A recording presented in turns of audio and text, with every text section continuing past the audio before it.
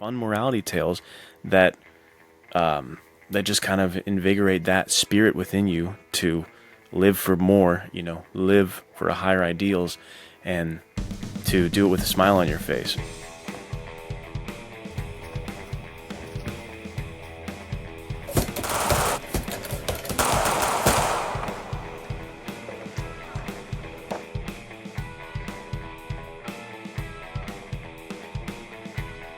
Welcome into the Men's Adventure Fiction Podcast. You are here with a pair of devilishly handsome swashbucklers. We are in our, I guess it's the second week of Men's Adventure Fiction May. Wow. Crazy stuff. So, very fun. The second release just went live at time of this airing yesterday. Too cool to have all of these individuals getting the chance to write men's adventure fiction and submit it to Veritas's Men's Adventure Fiction May competition. Love it. Love to see it. Love to see men's adventure fiction, pulp adventure, high adventure coming back to the forefront of people's minds. Heck yeah. Super exciting stuff. I'm here with my good friend LS Goodish. Never a bad time to see you, my friend. I'll pass it over to you. How you doing, my man? I agree. It's always great to be sitting here talking shop, especially in May. Men's Adventure Fiction May kicks off with Treasure Is My Trade going to the bestseller list. Too crazy. Dude, crazy. Number 5 for new releases, and then number 77 for all best-selling. Like, that's too sick. That's how we start things. And then we get an Irish military thriller in Hound and the Scorpion. Too sick. So cool. And then you go from that to this week's release, which is a sweet noir, Cherry Blossoms by Midnight. I mean, we are in heaven right now. This is Men's Adventure Fiction paradise. So let's keep it rolling with these episodes. Men's Adventure Fiction May. I almost like this is a planned thing. Almost like someone put this together. And it really is community built, and it's you guys who brought the stories and brought everything in. So thank you for helping us turn this into something that wasn't just us dressed like swashbucklers talking about our thing. You guys helped to elevate this with some new stories and just breathing life into the genre. We appreciate it, and we love chatting with you. The Discord is such a fun time always. Like this week I threw in, hey, I'm going to rewatch the Expendables franchise. What do you guys think about that? What are your thoughts on that? Just being able to have a community who also likes this kind of thing, who I can chat with, too fun. So join the Discord if you're not in there yet. For sure. And then jumping into this week's topic, you might be able to surmise what we're going with here. A little bit of swashbuckling. And that is like such a nebulous, hard thing. Just like when we did the What's Men's Adventure Fiction episode, it feels a little bit like that to me, where I think you even said you feel unprepared. I feel very unprepared. It's like, how does one talk about swashbuckling and try to pin it down? And I want to start with this question to you and to myself. It's like, what, like physically, like what does that word even mean, and where did it come from? Like, dude, I'm glad you asked. You know the answer? I do know the answer. Okay, This is fantastic. I wanted to start here. Thank you. This may be wrong, but I'm fairly confident. So back in the day when people were fighting with swords all the time, especially on like the high seas or in kind of, what's fun is actually, this is another prime reason to join the Discord. I dropped in a question because I just wanted to hear what everyone thought. Like, when was the peak time for sword fighting in history? Yeah, great question. And we kind of were talking about, well, you go all the way from like the beginning of swords, because I don't know the science behind it, but the Iron Age, Bronze Age, all that, whenever it happened, that's the metallurgy, is that a term? Something like that. You know what I'm saying. I know what you're saying. Whenever that got to a point at where they were able to craft swords into weapons that actually would not like just break into pieces. Like, I'm sure one guy came up with a rock sword and he just swung it, and immediately it worked one time, but it killed 6 people because the shrapnel from the attack. Too good. But so it was like the Greek era, the Roman era, then kind of into like the in between of that in the Middle Ages, and then medieval times, and then kind of the later medieval times, the 1400s to 1600s, 1700s, which is when they invented the rapiers. which are the kind of the classic swashbuckler weapon. Right. So I think right around that time probably had to do something with like, I don't know, around that 1400, 1200, somewhere in that, the soldiers, when they were using their rapiers, would have bucklers, little buckler shields that would just kind of be like about the size of their forearm, I think. And it was just one added thing. It was they would have the buckler like so, and their sword kind of like this, and then they would be able to use that to swashbuckle. Okay. Yeah, so is swash is supposed to just be like the swish of a sword? I don't know. Is that the swash to the swashbuckle? That's a great question. Like, because I understand, I've definitely heard that term before, like a buckler, or whatever, yeah. being like a thing you could kind of smash someone with, and then kind of like pummel and then cut kind of thing. So that makes sense. But where's the swash in all of this? And the only thing I can think of, just because I make a lot of sound effects, I guess, is just that it's the sound a sword makes. It's just a swash. I'm a swashbuckler. What is a swash? And he's like, dude, you're a sword right. makes. Is it really? Yeah, it's the meaning a blow or sound of impact in buckler. Of course, this is Google AI. So Yeah, well, that could can't always be trust wrong. that. Can't. But that's funny. Okay, so let's just assume we're going to operate with this definition throughout the conversation. Swashbuckling means then sword and shield, basically. Like wielder of sword Here you and go. shield. Archaic. This is definition number 2 for swash. Flamboyantly swagger about or wield a sword. Perfect, dude. That leads me into exactly my thing. Swashbuckling to me, and this is what I kind of alluded to when we were going over what we might say, is I was like, I'm just going to go more on swashbuckling as an idea, really, than like specific examples. Because to me, that's what it is. Swashbuckling is like, it's an adventurer with swagger. It's an adventurer who's having a lot of fun. I can't picture a somber, like, super stoic, like, angry swashbuckler. Yeah. Maybe I'm wrong, but that's my image. It's like he's the guy having a lot of fun with adventure. Right. What's your take on that? I mean, Yeah, I agree wholeheartedly. am I wildly off? Or? No, dude. I think that's the whole point of a swashbuckler. In my mind, when I hear like a swashbuckler, they've got a sword, and they're usually swinging on some sort of rope or vine or something like, and fighting while they're swinging. Definitely has kind of like, and this is funny because I think cavalier was a term for some sort of soldier, but it turned into like, oh, he's very cavalier about such and such. And I think it's because cavaliers were a form of like swashbucklers. So it's crazy to kind of have it all come together. But so I'm literally describing swashbuckler with cavalier, which is defined by swashbuckler back in the old days. This is getting very layered. But I think that's it. It's like there's kind of a laugh in the face of danger, a devil may care, just like having a good time. And I think it was either Winston Churchill or Teddy Roosevelt who said like, I like a man who's smiling when he fights or something along those lines. And that's what I think of when you see a swashbuckler. He's like, all right, there's 6 guys and there's one of me. Heck yeah. Like bring them all. I'm gonna kill these dudes. So I think I think it does find its roots in swordplay. In like maybe even a sword and parrying dagger kind of combo, or a swashbuckler. But I think that it has since found its way into the genre entirely. Like I don't necessarily think this would be true of John Wick, because to your point, he is much more somber, but the way that he moves has a lot of kind of that swashbuckling vibe to it, where he's like flowing through the things, and it's almost like he's dancing as he's killing people. If he was just happy, dude, he would be a swashbuckler for sure. I think like film techniques and kind of where the filmmakers are coming from as a whole, I guarantee they're pulling from the lineage of Tyrone Power and films and like that kind of swashbuckling era. Right. Because I think that's what's coming through so much, is it's shot a lot like a swashbuckling adventure. The action hinge, he's swashbuckling. He's just not really embodying a swashbuckler, if that makes sense. You know, it's yeah, that's great. Well said. I think John Wick's filmmakers absolutely play into the whole evolution of what that genre became after we stopped making like pirate films or you know, Zorro films for the most part.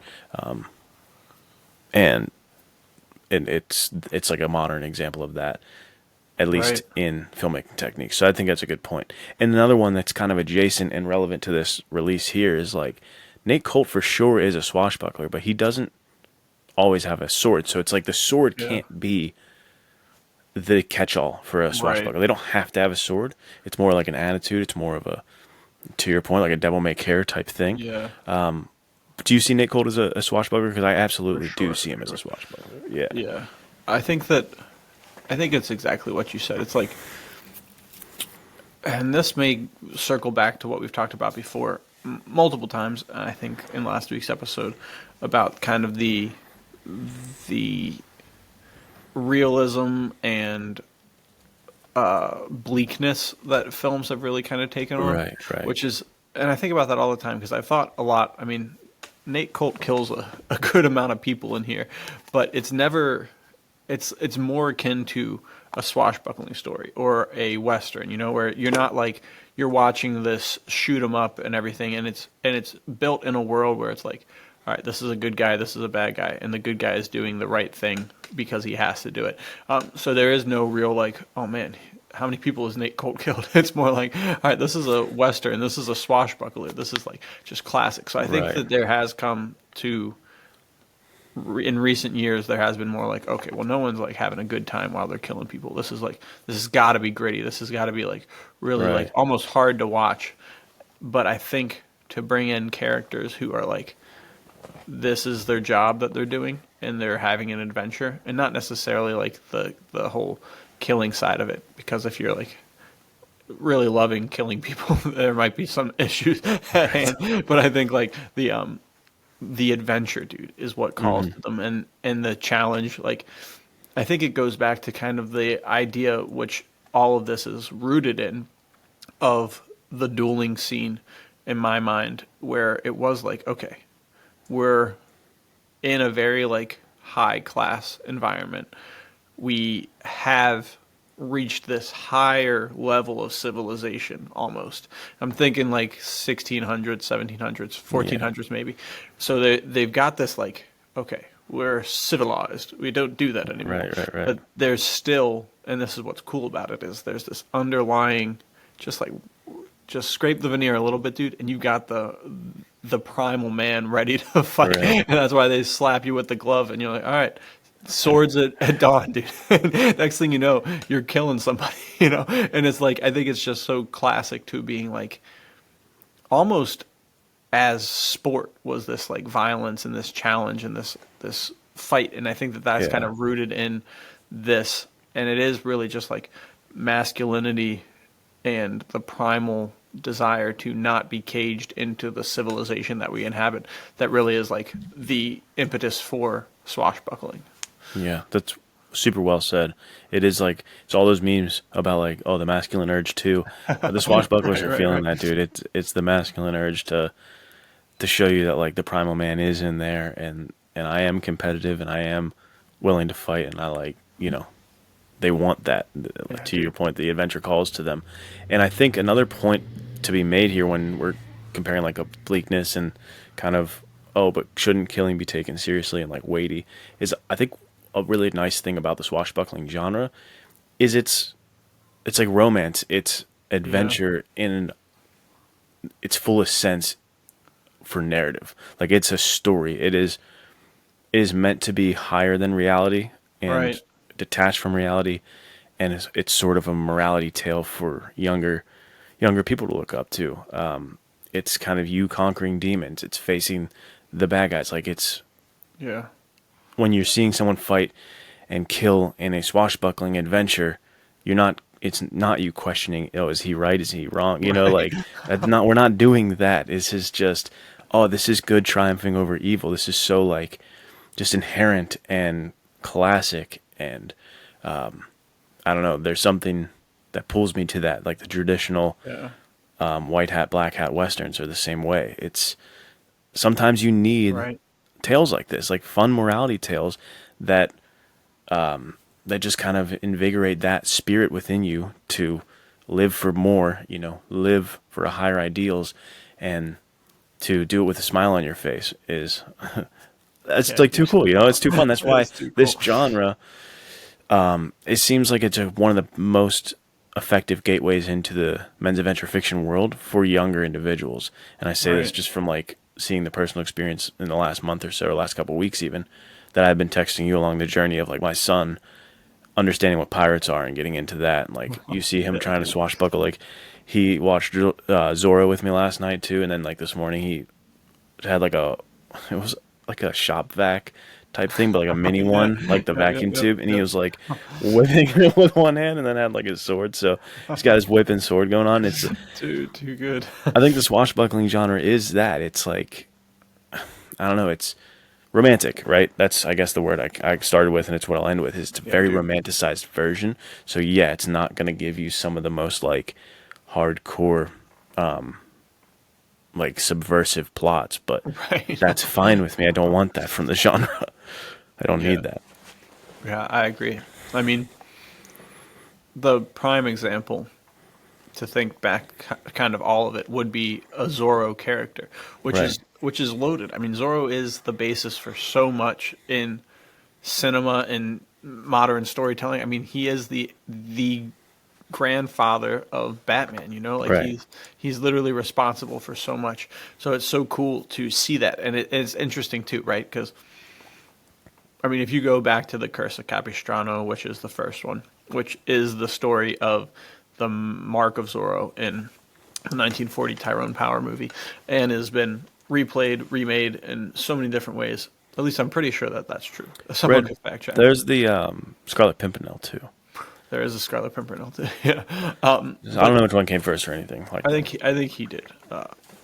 But all of that is to say that it's like you have this character who comes back and his family has been booted from power, and there's now like a truly bad guy in office, and he has no regard for the people that he's taking care of. He's taxing them out of their mind.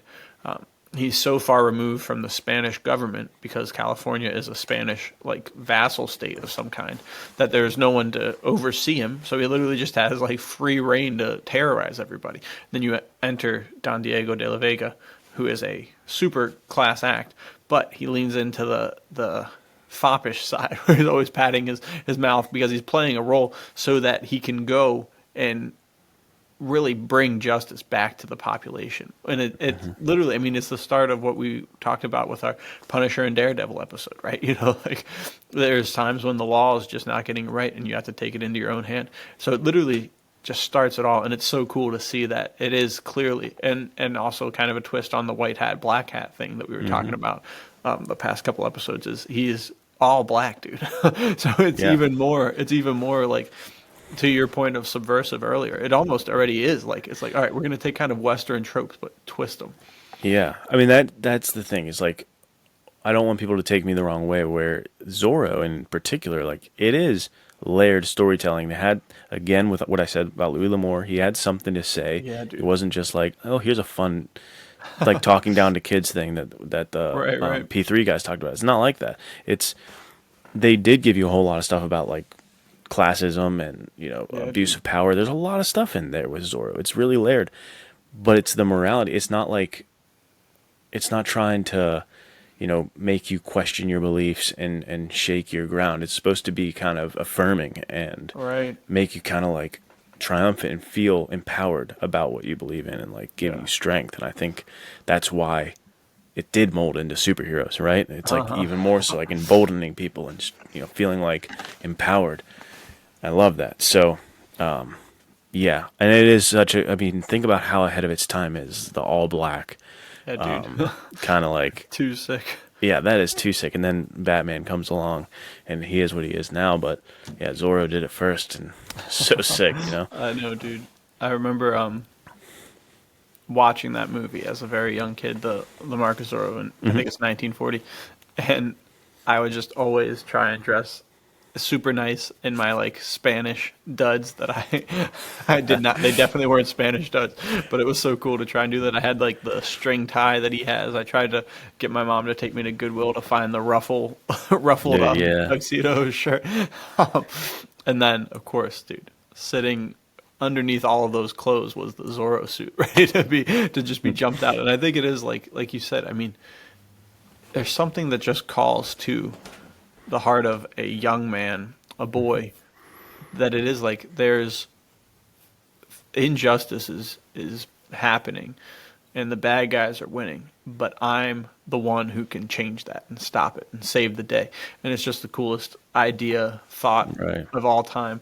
And I think it carries on to us to this day. I mean, as a man, you see things and you're like, all right, put me in, coach. Right. just put some injustice right in front of my path. I'm ready to jump into action. I've been waiting so long. I've been waiting since I was 5 years old, wearing my Zorro outfit to do this. Like, just give me the chance to do it. So I think that it is stories like this that instill in us that kind of like, dude, yeah, I'm ready to. I'm gonna get punched the first time. Like, yes, like big smile on my face. All right, finally, let's swashbuckle a little bit. Come on, pretty cool. Yeah, dude, Pretty cool it's thoughts. it's the perfect genre for boys and men because it is like I'm dangerous, I'm competent, I want to face the world, like I want to prove myself. It's all of that, Yeah, and dude. even layer it further, going back to Zorro or sort of these double identity swashbucklers. It's like the humility aspect too, where he's not going around boasting like I'm Zorro, Yeah, saved the dude. whole day, I did everything. Like he's just willing to be anonymous, kind of like Yeah. who he needs to be, do what he needs to do, without being thanked, and without kind of like the fanfare involved. That's super Yeah. sick. I think this is devolving a little bit into me just saying I love Zorro, but I think he He's is the great, ultimate dude. swashbuckler probably. And Yeah. I I'd be also hard have like pressed a to. memory of just like, yeah, I have a memory of I like had it for a Halloween costume. I remember it coming in like I remember like mail. My parents being like, it's gonna come in this day, and like checking every single day, and then getting home from school and it Yes, being dude. there. And I was like, dude, immediately put it on and was not taking that off until like, 3, 4, 5 weeks after Yeah, Halloween. that's so cool.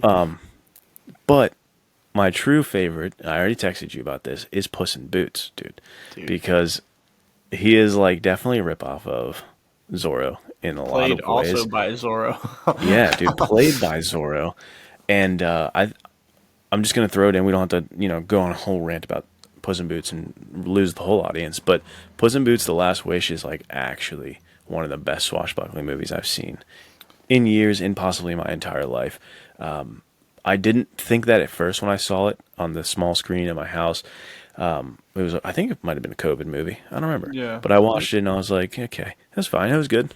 But then I saw it in big screen over the summer last year because they were doing like free movies and that was one of Right, them. right. And dude, I felt like an actual kid again, locked in harder than I've been. I was like, this is incredible. And he was the most fun swashbuckler because he's exactly to the point we began with of doing it with a smile on your face, devil may care.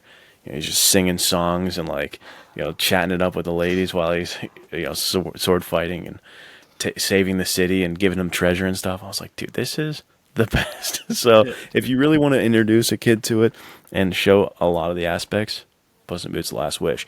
And of course, since it is so far down the line from 1919, it is taking the genre in a little different direction. You kind of see him face his right, fear of death, and you see him kind of do things that Zorro doesn't. So right. it was very highly recommended for me. I love Yeah, that. that movie is a phenomenal movie.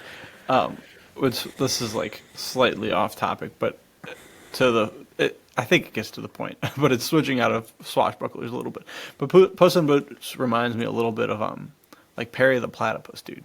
He's just like Yeah, do another they're men's just. adventure fiction kid thing. I know you got like this whole trajectory of a story that's very much like, all right, this is a kid's story, and then Yeah. someone, God love them, dude, legends of the trade. They were like, you know what? Let's just throw in like the most hard character we can find. Just make him so sick. He's gonna be like a sword fighter who's like you said, romancing the women on the side, or Perry the Platypus is like literally saving the universe every He's single day, dude. Ethan Hunt, dude, in platypus form. It's With a crazy. fedora, dude, it's too good.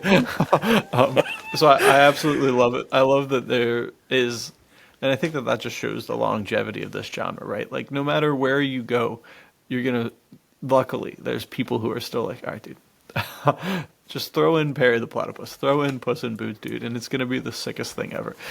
So yeah, I highly, highly agree with you there. I remember seeing that movie and being blown away by how good it is. For a kids movie, dude, unreal. I watch a lot of bad kids movies, so I can tell you, whoa, that was amazing. dude. Breath of fresh air. Which, speaking of kids movies, swashbucklers, Mm-hmm. I literally just got down here from putting my daughter to bed, and we were watching Tangled. And Flynn Rider is Yeah, he's a sick swashbuckler. he's another dude. pretty solid swashbuckler. He doesn't Parkour. yeah, dude, parkour king, dude. So there you go. He definitely has he's got the classic thief energy, dude, where he's just like Mm-hmm. always smiling, always laughing, and then next thing you know, you're missing your wallet and your Yeah. belt, so you can't chase him because as soon as you run, your pants fall down and you trip, kind of deal. Like it's a classic. He is a classic swashbuckler. That's where, swashbuckling has the different side of the coin, right? You have Right. chivalry, the kind of super classy gentleman swashbuckler, and then you have the scoundrel pirate kind of like Yeah, dude. that one, thief. Very layered character. Yeah, definitely different ways to take the swashbuckler. And again, back to an earlier point, you can swashbuckle without being a swashbuckler. Dude, that is a great point. I really think that because Cutlass Kane, when you texted me and you were like, you could probably talk about him. I was thinking about it and I was like, it is my swashbuckling story, but he's like not a good swashbuckler. He's like not a swashbuckler. He's too like Yeah, Punisher-esque. He's like grim and he's like, I mean business. Like he's not a swashbuckler. He's doing swashbuckling activities. I also think of Pirates of the Caribbean, and again, I've only seen I think two of them, and I rewatched the first one. And so maybe this changes in the later films because I heard that he does become a pirate or something. But Jack Sparrow, swashbuckler, the Orlando Bloom character, Yeah, Will not Turner. swashbuckler. Yeah, like he is swashbuckling, but that guy is like not. He's not having fun. He wants to just get in and get out. Very uptight. Kind of what? Well, okay. This is going to open a can of worms because maybe I'm wrong here. Fountain of Youth, the trailer, where we were saying he does seem like he just wants to do the job and doesn't really want to get into the fights. Does that make him not a swashbuckler? Or since he is like all about the thieving and like maybe he's like more of a Flynn Rider-esque, Yeah. is he a swashbuckler, do we think? And it's probably too early because we haven't seen the movie. But what is your take on Very, it? very interesting question. He seems like he's happy enough to be a swashbuckler. Yeah. But he also has kind of like the run from the fight instead of run at it energy, it would appear. But Right. it's hard to tell, you know. I'm sure that he will definitely get into some fight scenes. We'll just see how he Yeah. handles the fight scenes, and that'll deem him a swashbuckler. Yeah, we'll see. You know? So far, it seems like he's got that kind of like cocky charisma that you need to be a swashbuckler. But we'll see if his like if he can duke it out with the best of them or not, or if he's going to be more of like a Captain Kirk character. Who is just always like, all right, I'll fight you, and immediately gets beat up pretty much the whole time. Is that Star Wars? I mean, Star Trek? Yeah, yeah. Captain Kirk just gets destroyed all the time, dude. That sucks. I've only seen the 2009 one with Chris Pine. I like Good that movie. one. That is a good movie. He's a swashbuckler, right? I Yeah, mean, that he sure character, at is. least that version of it, was for sure a swashbuckler. I think Captain Kirk across the board. I haven't watched a ton of the TV shows. The TV show. I've watched some of the old movies, and it always kind of seemed like he had that. Yeah. And honestly, the Star Trek, not a huge Star Trek guy, but I think that it does. It's literally them just traveling the stars, fighting like Yeah. random space pirates, all of that Similar stuff. to Pirates and High Seas Yeah, Adventures, dude, but it's pretty in cool. space.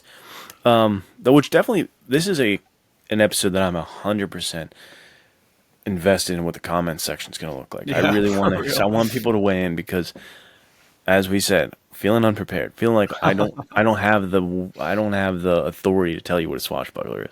Like I want to hear from everybody else. You know, what movies come to your mind when I say swashbuckling? What characters come to mind? Who is a swashbuckler that we probably wouldn't even think to mention, and we're like, oh, that guy is a swashbuckler. You know, like there's probably some oddball choices, some things you wouldn't notice. Because I'm trying to like rack my brain. We always bring up Louis, but I don't really know if Louis wrote other than like the Ponga Jim style stuff. Yeah. I don't think his westerns have a lot of swashbuckling in them or swashbucklers. Would you say they do? I think Riley from Riley's Luck was definitely a swashbuckler. That dude Okay. he was cool as a cucumber, and he was always in some sick situations. And then you brought up Ponga Jim, but earlier in one of the stories in that, it's like not one of the Ponga Jim sides, so it would be in Volume 4, Part 1. There's this sick swashbuckling story of a guy like at a tavern, and some dude is getting like picked on, and he just sword fights like 6 guys and kills them. Sick. And it's so cool. And the guy, and I don't want to spoil it because it's a pretty short story, but it's a person that everyone listening will know who it is, and it's a big reveal at the end. The reader know who it is too? Like you're saying, Literally person? any person in the whole entire world. He is. Wow. What story is this? I want to read it after this. I can't remember what it's called. All right, well, maybe something like that. We'll put it in the The comments Man Without Honor or something like that. Okay. Because that's kind of the whole idea. Because the one guy at the end, the guy's like, "Dude, you're a hero," and he's like, and he just walks away, and then they realize. Then like they say at the end exactly who he is. It's such a cool story. Very very sick twist. But yeah, Louis, I feel like he has the swashbuckler energy in some of his characters. I mean, the first Sackett book is very swashbuckler heavy, but it's almost there are some Sacketts that are pretty swashbuckler heavy. Now that I'm thinking about that, it's apparently more like, I don't know how much it is of him being like, that book reminds me more of kind of the franticness of a Mission. It's been a while since I've listened to it, but it like the kind of Mission Impossible energy where it's like, all right, things just keep going wrong, but luckily it's a man of like competence who's there to be on the other side of it. But he's not necessarily super gung ho about being like, all right, this is my plan. I'm going to go in like swashbuckling, cutting people up. It's kind of more like he's reactionary, and I feel like most of the time, if you're a swashbuckler, you can be a swashbuckler and be reactionary. But I feel like most swashbuckling stories are like, all right, he's going in, and he's got an idea of what he's going to do.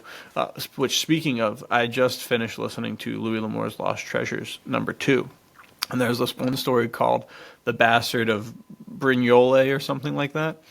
And it was just a concept, dude, and it never came to fruition. But I think, in the book, in the Treasures. So Lost Treasures is literally, Beau L'Amour went through his father's notes, and he took all of these notes and fleshed them out a little more, and then threw them into kind of like a collection of things that almost were but never came to be.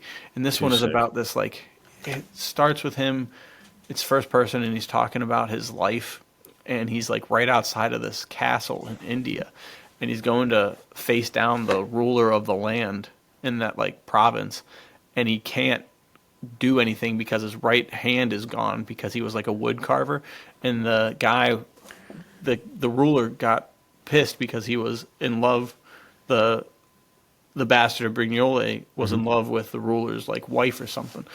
Just a classic swashbuckler, right? trope. Yeah, it sounds like it's a setup for something sweet. And so he like gets his hand, universe. yeah, dude, he gets his hand chopped off, and then he has to go in and fight him.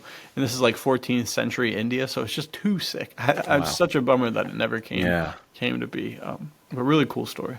That's awesome. And again, swashbuckler energy from Beau L'Amour, and like the fact that he's doing that and gathering the treasure and calling him the lost treasure. I mean, that's too sick. That's like genius move. Amazing. Yes, but dude, that story, like I said, reminds me of Dumas, and he's another one who probably originated the genre in a lot of senses. Sure. I can't think of. I mean, again, my timeline is so bad that I don't know if Scarlet Pimpernel is before or after Dumas, but like I think it's probably after. I think it was like 1890. I think Dumas was like the 1840s, maybe. No, I'm not the guy, dude. That's the comment section, dude. But yeah, just the thing is, he absolutely needs to be brought up in the conversation because of his contributions, dude. Three Musketeers and like Man in the Iron Mask. I think there's one Count more. of Monte Cristo. That's the one, dude. Count of Monte Cristo, dude. Those three are like the holy trinity of swashbuckling in the classic era. Those stories, each and every one of them is like peak swashbuckling. If someone was like, "What's the best example of it?" Maybe it's not my favorite. Maybe it's not personal taste thing. But you would be hard pressed not to give them one of those or Zorro, and like say these are the ones. If there's a Mount Rushmore, it's Zorro, it's the Three Musketeers, and Count of Monte Cristo, and Count of Monte Cristo, dude, and you're done. Like seriously, too good. I know the Jim Caviezel movie. is just like So sick. locked in my mind. It actually has a young Henry Cavill too, and it's Whoa, Guy really? Pearce plays the bad guy, right? Yeah, Dude, that's what right. a stacked cast.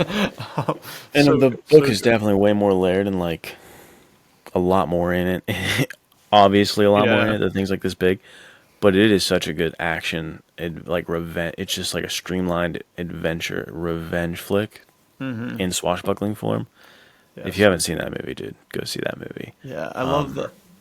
I don't think I ever read the full book, but I had the Mhm. Great Illustrated Classics version of it, and it was just like the making a knife out of wax. I think happens right, and that's how he Yeah, gets there's like a whole part where he's in that prison. prison doing all kinds of sick Yeah, stuff dude, like that, like it's too great. just You- like the training and I know, I becoming. It's love it. like I love it. though the whole becoming aspect. I think Dumas does really well because you kind of have that in Man in the Iron Mask too, right? I never read Man in the Iron Mask, but I remember as a kid, my sister used to watch it all the time, and I'd see like clips of him, same thing in prison.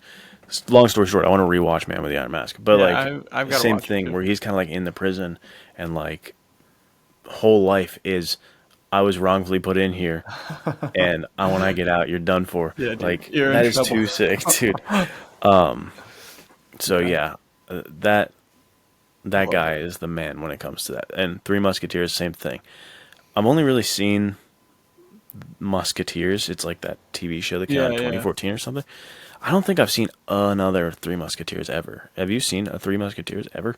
I've Like, definitely seen the Logan Lerman one, okay, yeah, I've not seen that. It and looked kind of terrible. Was it Orlando terrible? Bloom's also in it, and I think the guy from Pride and Prejudice Luke is Evans in is it. in that bad boy too, right? Yeah, and there's also I think he just passed away. He's like Ray Stevenson Oh might yeah, be one in of the it. Punishers. Yeah, dude. So Wow. it's a pretty decent cast. It was fun. I saw it when it came out, so I was probably like 13 or so. So it Yeah. hit the right notes for a teenage Okay. boy. It looked like way too much CGI for me. It Yeah, looked tons of CGI. insane, dude. They had blimp boats, so that was a wild move. I don't know. I don't know what happened there. There was never a sequel, but they set up a sequel. I remember some really Hmm. cool sword fights though. Um, Maybe I'll have to check it out. I don't know. it's what's his name? Lashif from Casino Royale is the Oh main bad wow, guy. dude, nice. Yeah, dude. So Guy's sick. I may need to rewatch it. I think a lot of people don't like it, but I remember there was a sword fight on top of a church, and it was just like the coolest. Okay. So, and I really like that concept of dude, like you got the Three Musketeers, and then you got D'Artagnan, who's just kind of like this young upstart, total badass swashbuckler dude. And he ends Hmm. up like in that movie, he ends up challenging all three of them to a duel in the first 10 minutes of the movie, and they all show So up sick. to. He says, "I've got you scheduled for 9, you for 9:15, and you for 9:20," and they're like, "We're the three best fighters in France. You're not gonna make it, kid." Which brings me to, and I know we already touched on Zorro, but we're touching on him again. You showed me Tyrone Power's version of Zorro because Yeah, I had dude. seen I was gonna call him Enrique Iglesias, dude. Antonio Banderas Zorro films. I've Well, seen the 1950s, I guess, ish one with Guy Williams. Is that his name? Guy yeah, I think Williams. so.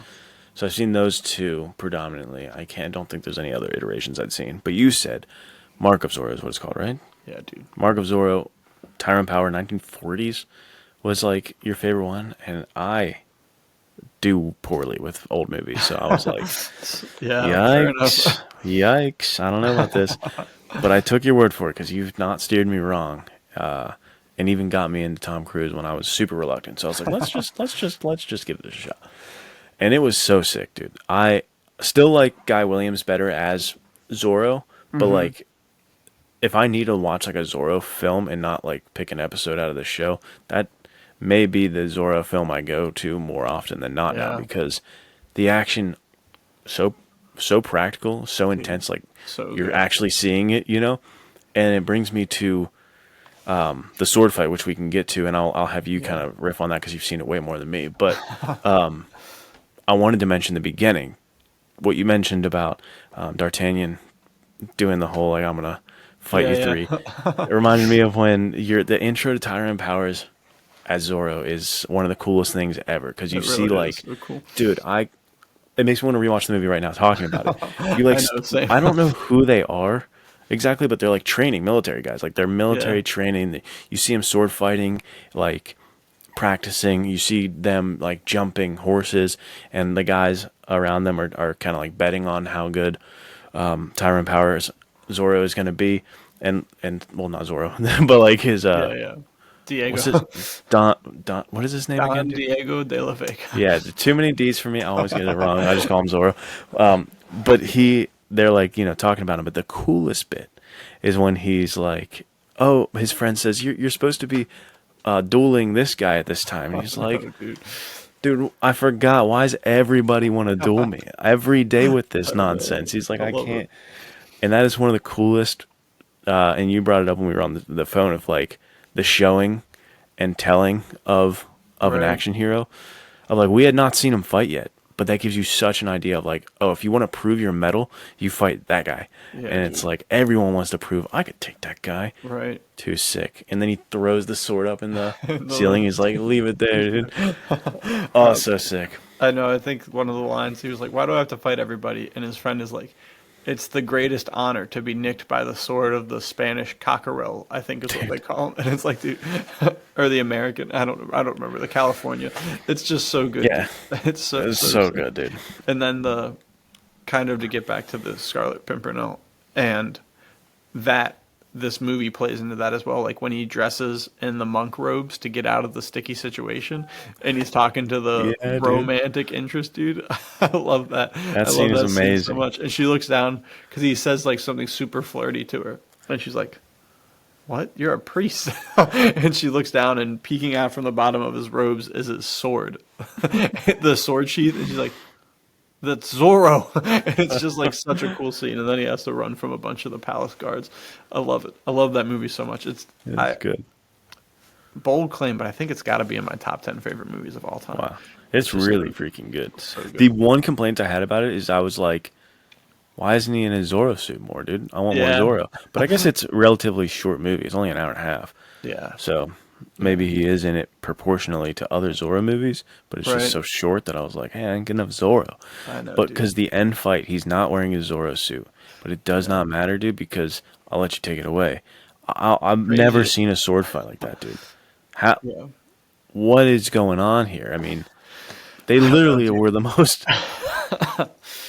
Because there's like no cuts in it, right? I mean, it's for almost Yeah, the I don't whole know. time. I'm sure there's one or two, but those are some long takes, dude. Well, and that's the thing too, is it's all wide shots as well. Yeah. So it's long take with wide shots, and they're going across the room, and it's Tyrone Power and then Basil Rathbone, who is also a men's adventure fiction Kind of legend. icon, yeah. Yeah. He played a lot of bad guys for a lot of time, and then he also played Sherlock Holmes for a very long time. A lot of people absolutely love him as Sherlock. So he's kind of just been all over it, and I believe this gets back to what we've talked about before in passing, and is sadly unlikely to happen much longer. Is this was a time when the actors were actually like stacked in fighting and stacked in doing these things. I don't know if it's kind of like a Singing in the Rain thing where the stuntmen went from being stuntmen to becoming the pro actors. So like every actor before 1950 was a stuntman first or something. So they're just like, oh yeah, swords, give me that bad boy. I'll do these scenes. And they're like, oh wait, but we got the stunt guy. Like, I am the stunt I guy. don't need that guy. Because I don't know. I mean, it is one of the craziest sword fights of all time. It's so good. There's just so many scenes that happen throughout this movie that are like ultra practical stunts. I mean, him like jumping over the wall in the thing, doing some parkour. There's the one scene where he like jumps into the bushes and like Yeah, that was seconds later amazing. jumps out in the love that. Zorro suit. It's just too sick. I think the one time he robs them, he has like a big, almost kind of like a judge cloak on, which I thought was a super sick cape cloak combo. And he rides around a corner and like slaps his horse, and he comes out in his tuxedo. It's like, dude, no way. This is too good. This is too cool. But yeah, dude, Basil Rathbone and Tyrone Power sword fighting for like, it's like probably 5-minute fight Dude, scene yeah, too, right? it's long. And to your point of the cuts, if there are cuts, they're wide shots, and it's like they're cutting so that they can show you the fight from a better angle, if anything. Right, Like right, that's just all to they want to do. reposition. Yeah, they're like, okay, they're moving too much this way. Let's show you from this way, and we're gonna dude. still keep it the entire room so you can see everything. Yeah, it's We're just so going to show you from over here now. And I was just so thoroughly impressed because they're, I mean, the choreography that they must have had to remember. I can't even wrap my right. head around that because we've done that scene together and just like Yeah, little yeah. bits of choreography. It's like my brain. And if anyone's even hit mitts, like maybe you haven't made movies, but you've hit mitts and they're like, oh, I do like a 1-3-4. You're like, okay, what am I doing? And then it's like, all right, Yeah, dude. just any kind of this multi-step thing at that speed, under that much pressure with people filming you. I'm so impressed that they just knocked this thing out of the Yeah, it's park so and good. made one of the sickest fights. And they made it look effortless. Like to that point, Yeah. it wasn't like one, it didn't look overly rehearsed. So they just kind of like a lot of sword fights in movies when it's not good, it does feel like kids playing where it's just like clack, clack, clack, clack, clack, Yeah, clack. And yeah, it's just yeah. like, okay.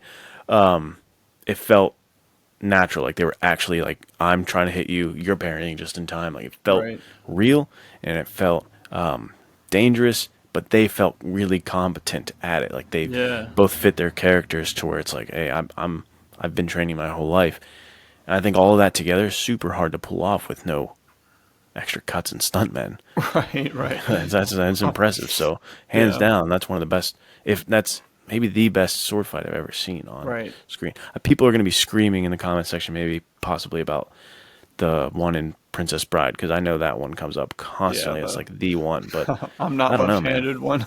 Yeah, he's like Yeah. neither am I. I But remember. I mean, it is a great movie and a great scene. But I saw Zorro, the Mark of Zorro first, so right, I it's saw always that for going to the be that first one. time, and I was like, man, these sword fights aren't nearly as cool as they should be. But to you talking about the like competency of these guys, it reminds me of Ewan McGregor and Hayden Christensen doing the lightsaber fight for Revenge of the Sith as Anakin and Obi-Wan. Hmm. And there's like a scene in that fight where they're swinging on ropes, sword Oh, fighting. So nice, it dude. really does. It Let's is go. pretty much a swashbuckling sword fight. And they also were they just trained so hard and so long for that the sword fight is just like a masterpiece. And for a very long time, I think until like maybe 3 years ago, this movie came out in 2005. It was the longest sword fight in film history. Dude, what? Yeah, it's pretty sick. And I Yeah, just I got got the to see high it in ground one. Is theaters. that what we're Yeah, talking dude, about? I got the high ground. Don't try it. Yeah, classic, dude. So I think it is just because you could tangent off into Star Wars because there's some pretty swashbuckling Yeah, I was characters in thinking there. about that. There's definitely Han Solo, swashbuckler without Yeah, a yeah, sword. yeah, dude. Obi-Wan And and Anakin both have swashbuckler aspects to them. yeah, definitely. But Luke probably not swashbuckler, right? As Yeah, far as Luke's. what I know of him, I haven't really seen his movies. I've seen three, the movie three, and I've Yeah, seen a few ones sprinkled in here of some of the newer ones. But yeah, I don't think Luke seems like a swashbuckler from the one I saw of him. yeah. He was pretty angsty. Yeah, I think anxiety is usually not something a swashbuckler ever thinks about. right, But yeah, Luke's more intense, more kind of like carries the weight of the world on his shoulders, and the swashbuckler, right. dude, he's too light on his feet to even think about the weight of the world. That's But funny. That was a great line. this is and what's cool is that these to kind of get back to the old actors, dude. Errol Flynn himself was Hmm. just a swashbuckler, right? Like he Right, like played a in bunch real of life. I think he was Captain Blood, also Robin Hood, who we'll circle back to because that's my pitch. That's one of my pitches for the most swashbuckling of them all. But Okay, I mean, that dude just literally, he just lived a swashbuckling life. I mean, right. there's the shot of him smoking a pipe with that Yeah, stick outfit, and he's too got like a good. rope belt, and he's holding a, the piece of the sail rope and just smoking. Dude, too And he sick. looks got the smile on his face a little I bit too, know, like he's the dude. Yep, perfect yep. swashbuckler. Just yeah, killing it. Got the Like sick he's just, stash, dude. yeah. Yeah, Which I will be attempting after this western. I might botch it dude, let's horribly, but I do really it. want to just give it a shot just for fun. Yeah, Of dude. like the Errol Flynn stash. Dude looks sick, but Right, it does look good. You gotta give it a shot, dude. we'll give it a shot. I'm sure the upkeep is what'll take you down because I'm sure Yeah. it's like a everyday type of touch it up. Luckily, I'm not Italian as heck like you or my friend Dom, who's like the second you guys shave, it's just I'm back. Mine doesn't Yeah, do that, so I got some time on my hands. yeah. Sadly, my mustache grows much slower than the rest of my facial hair. You did tell me I that, don't, but what I don't might understand work how that out could for be. the Errol Flynn though. Yeah, That might dude, work out. It could. Dude? That's another thing. Is the stash quintessential to the swashbuckler? I don't know. Is it a requirement? I'm not sure. Possibly. You think of what is it? The Van Dyke is another classic one where you've Is that got what that thing's called? yeah, you got the The stash, you got the. It usually It's like the kind of Three how yours is. Musketeers classic. Yeah, I think it's called a Van Yeah, I was Dyke. trying to twirl this thing, but I didn't That put any looks sick, product in dude. it. So Dude, I you know gotta who kills put that a back Van up there. Dyke is Mel Gibson, dude. That guy, Oh yeah, dude. that guy looks He like he does. should have been just All right, swashbuckling left and right. dude. So, go ahead. Amazing point. No, amazing point, and it makes me think of He was one of the bad guys in Expendables. Yeah, he was. And a lot of the Expendables and a lot of mercenary characters would fall into Swashbuckler. Yeah, they Is sure is would. another point I just wanted to throw out there, Yeah. because if you're actively choosing the adventure lifestyle after you don't have to, Swashbuckler. And Indiana Jones is another. I think He's he a is great swashbuckler. Pretty. He has like kind of like a serious tone, but he also you can tell he's having a good time. Yeah, I think he's the reluctant swashbuckler, right? Like he's not actively There you go, seeking dude. it, but when he's in there and he's got lines like, I don't know, I'm making this up as I go, and he's Yeah, just yeah. like chilling. That's swashbuckler energy to its finest. For sure. Um, And man. Nathan Drake, classic swashbuckler, dude. He's I think definitely a he's probably swashbuckler. the best modern example. But talking about these duels and these characters made me think of two of my favorite real life people who were like the epitome of swashbucklers. One would have been John Smith. And John Smith is kind of like a mixed bag because rumor has it that he was just like a gratuitous liar, dude. The dude would just lie Nice. out the wazoo. So we have all these stories from him. But basically, from a young age, he wanted to run off and be a pirate and like sail ships. And his Yeah. father forced him to be a merchant. And then his father died, and he immediately went and joined the military. And he went somewhere and fought the Turks with like the Holy Roman Empire, a religious war. And he was apparently so good that he ended up dueling in like jousting duels, 3 different Turks, and beheaded them. That the ruler of the area gave him like garnered him knighthood and gave him a gentleman's seal of 3 Turkish heads, and that was his thing because he was known for just absolutely wrecking Lobbing heads off, dude. Yeah, dude, absolutely nuts. And then They call him the head lobber, dude. then he got captured by the Turks, and he was sent to the guy who captured him, sent him to his wife to have like as a slave, but she ended up falling in love with him, and so she's like, I don't want you to be stuck Dude. like this. I'm going to send you to my what does it get more Is this the plot of a Dumas novel, literally dude? crazy, dude. So she was like, all right, this is too much. I got to send you to my brother. He'll take good care of you. Spoiler alert, the brother did not take good care of him. He was just like absolutely kicking his butt, beating him up all the time. And so then he had to kill the brother and escape and go back to the Holy Roman Empire army. It's like literally, dude, you can't.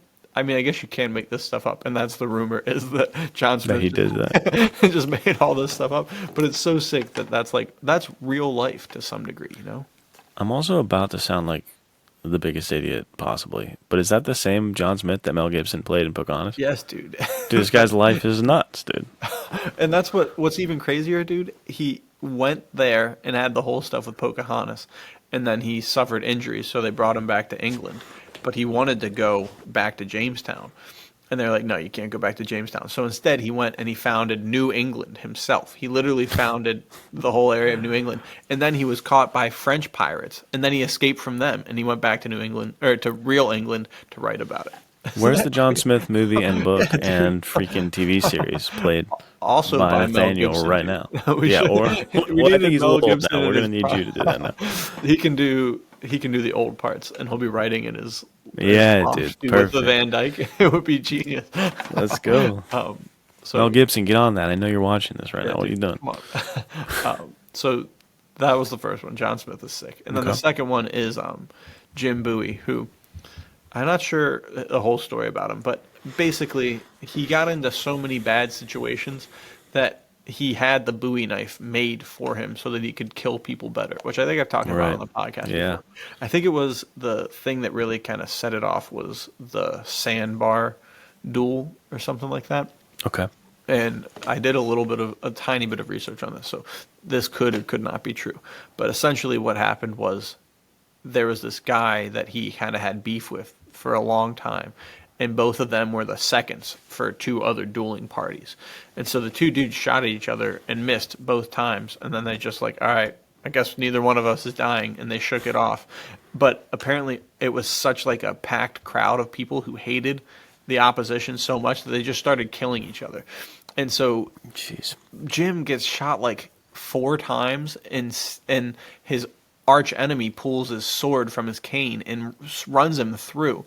And as he like stomps on him to pull his sword out to do the finishing blow, Jim grabs his arm and pulls out what was described as a butcher knife and literally like disembowels the dude on the spot. And then he like hacks his way out, gets shot like 2 more times, and lives to tell about it. And then I think that's when he's like, I think it's either his brother or a family blacksmith friend. He's like, all right, make me a bigger knife that I can kill people more easily with.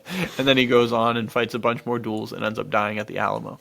So it's literally just crazy that like this legacy of swashbuckling just was real. Like there were literally people who were like, all right, come on, let's just sword fight to the death. We'll see how it goes. Well, yeah, dude, I know, like, think about, do you know Miyamoto Musashi from like the Book of Five Rings, that guy?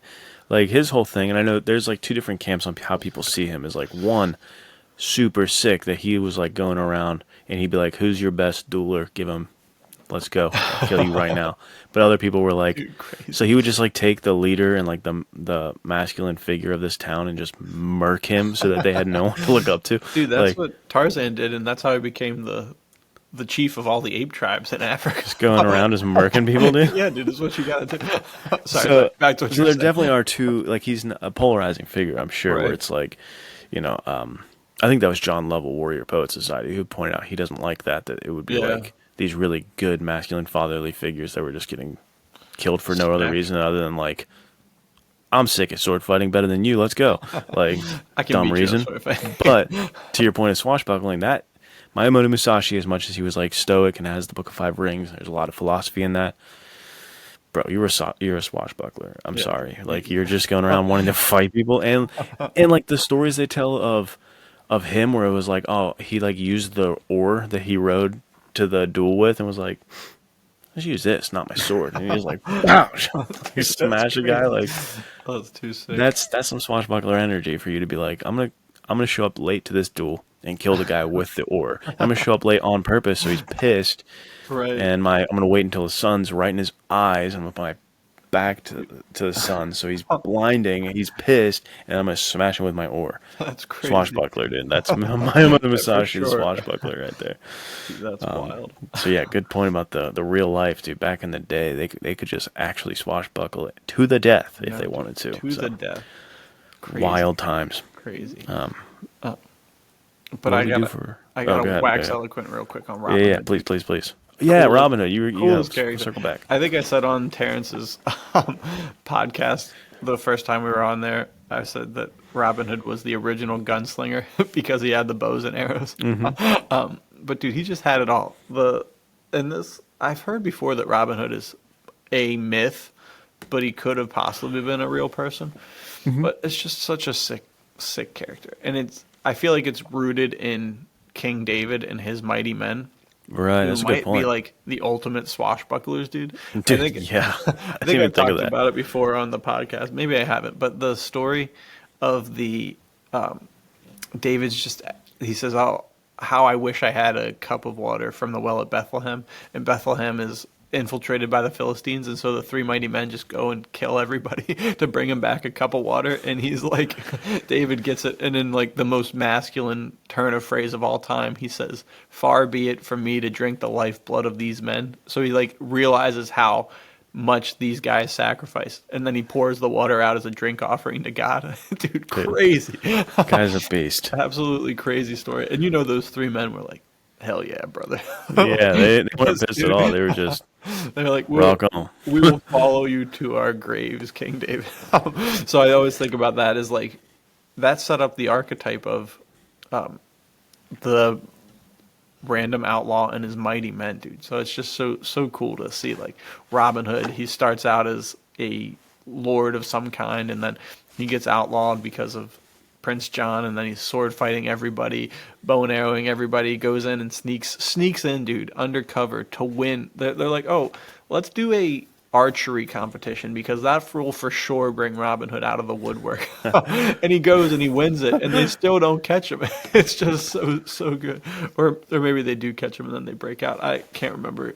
It's been a while since I read it, but it's just like it's literally the classic stuff of like it really does have kind of the same energy as a Zorro character where he's like sneaking in and out. He's on the lam, but he's got to go show his face. He's got this arch enemy in Guy of Gisborne.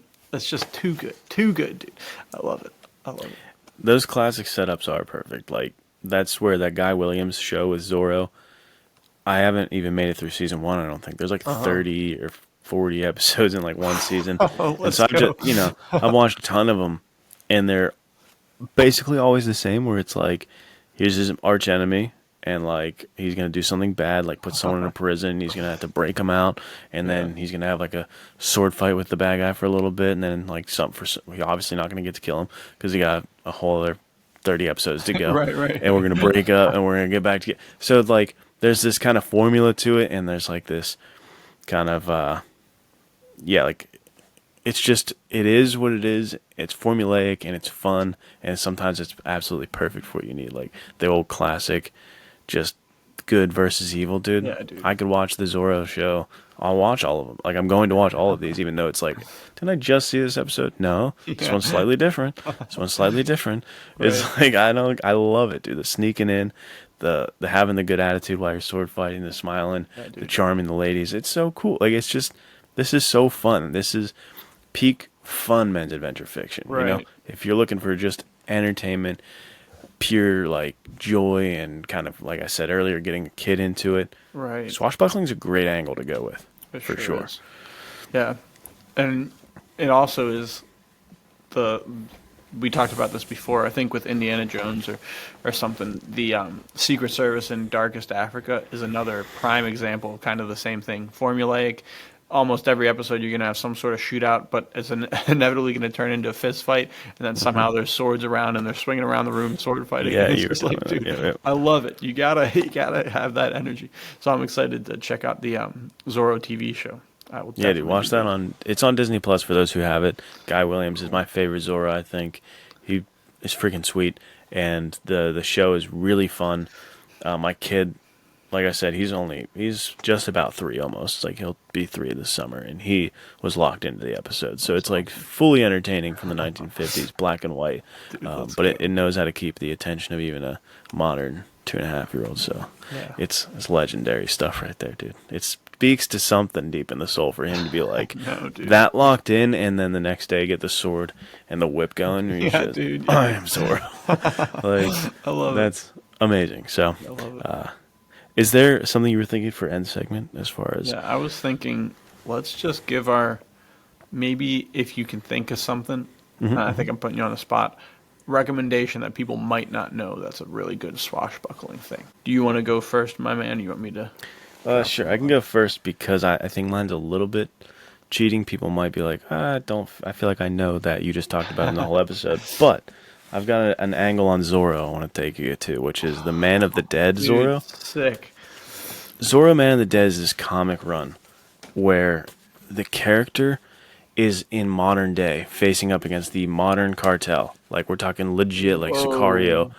And he, in his head, straight up, thinks he's from like the 1920s or 40s, and he like dresses that way, and he like talks that way all the time. And he dresses up as Zorro, and he's like, I'm going to kill these sons of bitches, dude. And it's like this awesome swashbuckling comic with just sick art. And he's going up against the actual, like Sicarios and stuff. So it is. Let's see if I can find you, like, some of the artwork, dude. Like, he's got the dual-wielding swords. And he's going in. paints his face to like get in the Day of the Dead and stuff like that. So Dude, that's so cool. it is one of the cooler Zorro things I've ever read, and I bring it up because it is a different take on it. Like clearly that's not Don DeLuise De La Vega. I'm not gonna get the name right. He's not that one. And even Antonio Banderas wasn't that guy, right? He was the second Zorro. Yeah, but is it Anthony Hopkins? Yeah, Anthony Hopkins is De La Vega. Yeah. Which De La Vega I do get. I think that's typically, if I'm going to say his name, I only go with the De La Vega part. Because I don't... Don DeLuise De La Vega. What is it? Don Diego. Don Diego. Too many... I'm not doing it. Yeah, dude. But that's not Don De La Don. This is a different guy, dude. And it's modern day, so this is a different take on Zorro. And I love it. So that's my recommendation. Dude, that's really sick. Great rec. I had no idea that they actually made him like a full-on modern day character. That's crazy. Yeah. And the artwork is fantastic. Yeah, it's super sick. Like this one too. That's in black and white. I love that picture, dude. It's so sick. How sick is that? That's how I'm trying to be. And they got the ad for the Zorro TV show in the back. Oh, nice. Which I did start watching. It's pretty solid. Is it? Yeah, just fell off of it for some reason. Okay.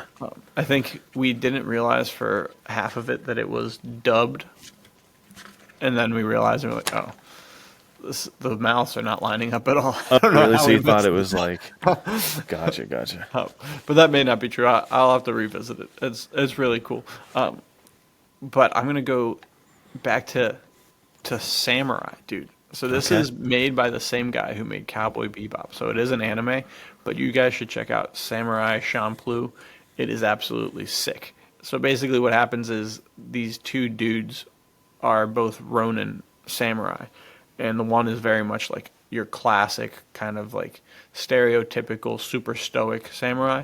And the other dude is just absolutely nuts. He is one of the coolest characters you'll ever meet.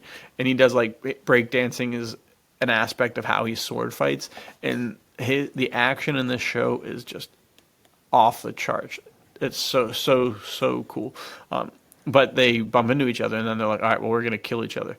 But like they meet a girl who's trying to find her father.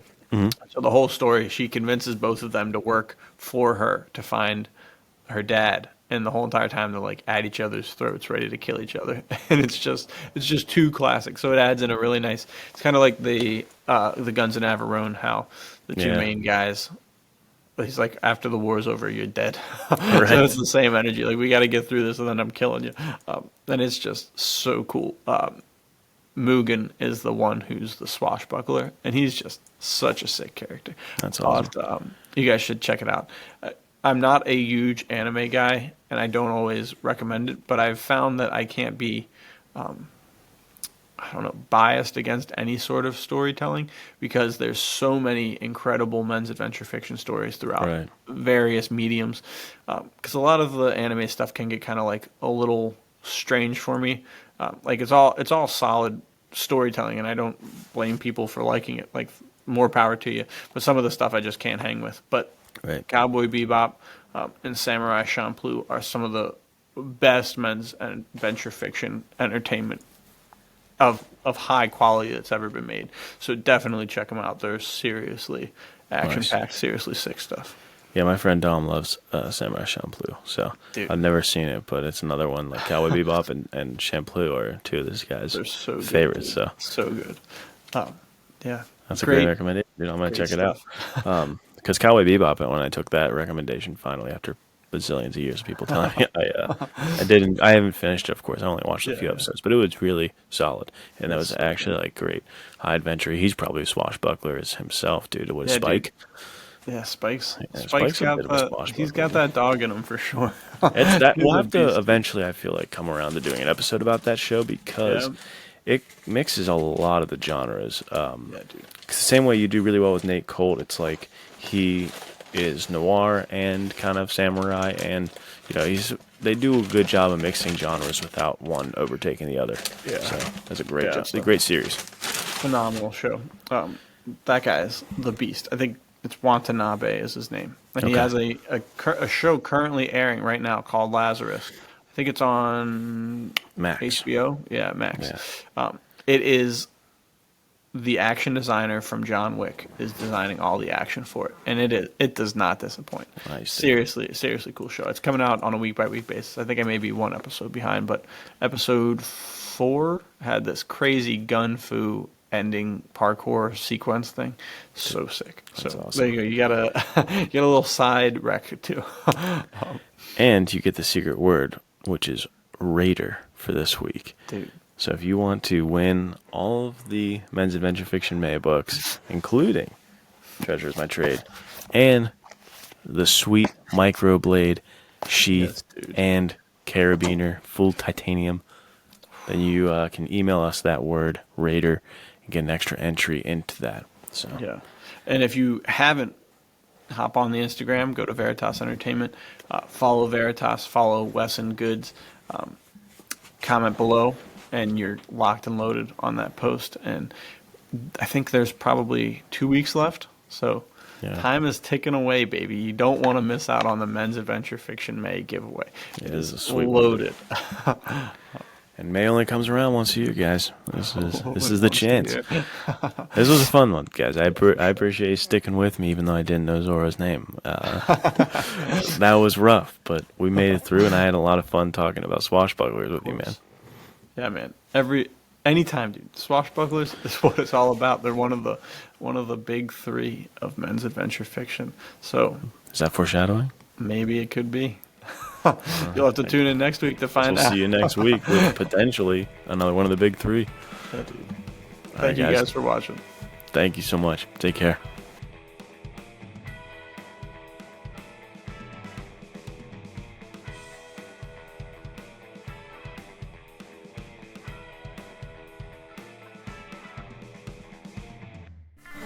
You of course know Socrates.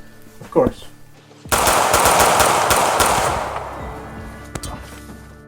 Did you know he wrote scrolls? No, I don't think that he did. I was under the impression that all of his philosophizing was carried down to us by his followers.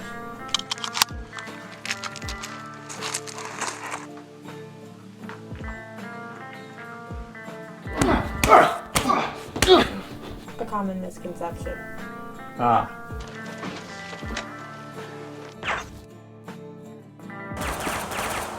That's why you're here, Mr. Cole.